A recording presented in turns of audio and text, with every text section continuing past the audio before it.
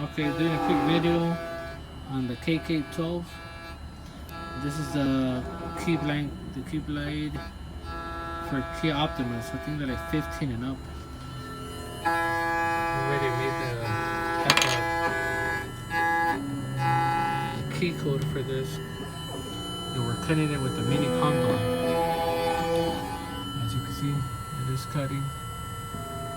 A lot of you won't be able to find the way to cut this key, the MINI-CONDOR, because it doesn't come up as Kia Optima, even with the key code.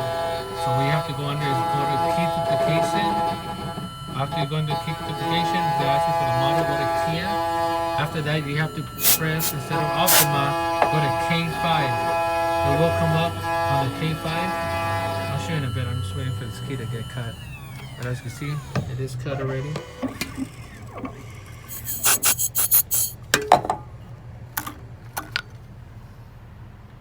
I did cut it with the MINI-CONDOR.